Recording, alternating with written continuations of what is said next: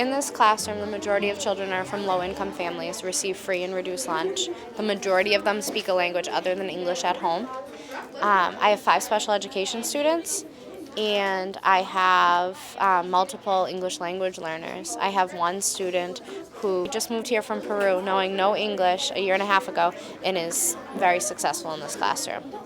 We kept finding that our students needed more because we were pushing the envelope and the kids could always do more. The next step is getting the kids into debate, and we found that the kids have even taken it further than what we expected their ability to be. The debate prompt is, some argue that genetically modified foods may be the solution to world hunger. Still, others insist it is simply unhealthy and unsafe.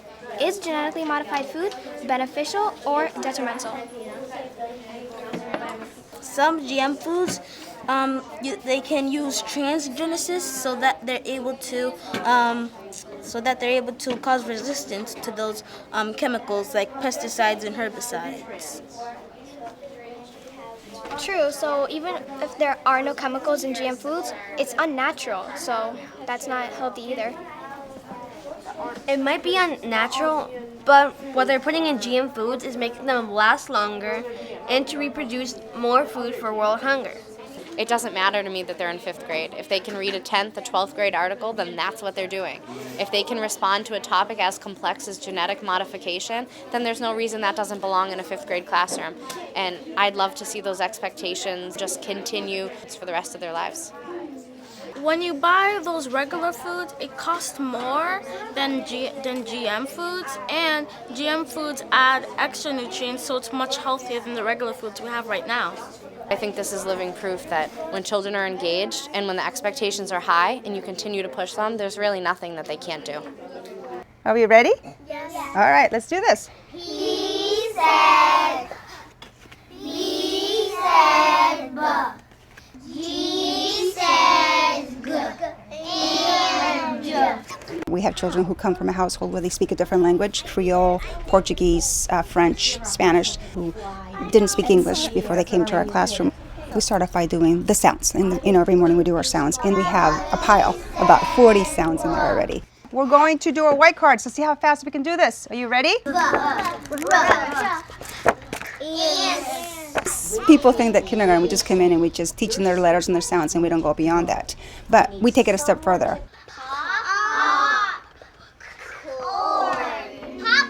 What is the word? Popcorn. Because we had done the OR, they were able to incorporate that new sound into the word.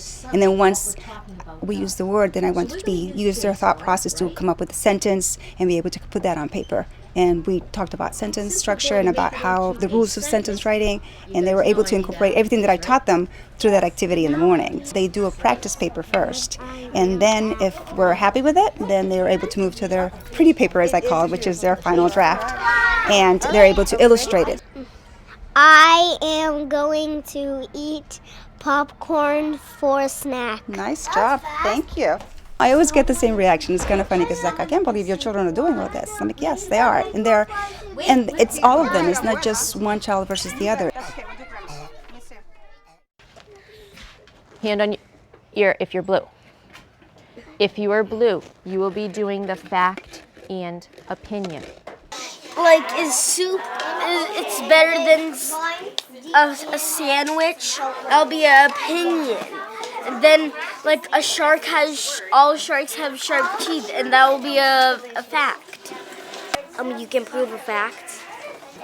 So, an ocean is big, deep, and has salt water. Yeah. I think that's a fact because I have been And we read that book called Places, so. Fishing is more fun than swimming. I agree with you. A desert is very dry and gets very little rain. Fact. It has to be a fact because deserts are really hot and I don't think it gets much water from the rain. Before we started the BSRI, we did do dibbles, but we never really did anything with the scores, but now we're really the data meetings. We're really moving kids around, seeing what they need, giving them what they need, and the scores are just getting better and better. When I look at my scores before, I literally cringe because I can't believe it. I would have 40% on grade level. Now, at the end of the year, if I have 96% at grade level, I'm mad because it wasn't 100. It has completely changed our data. It's changed our thinking. I really feel like I teach second grade, even third grade, since Bay State has come in. The learning is at levels that we've never seen before in Taunton. It's pretty exciting.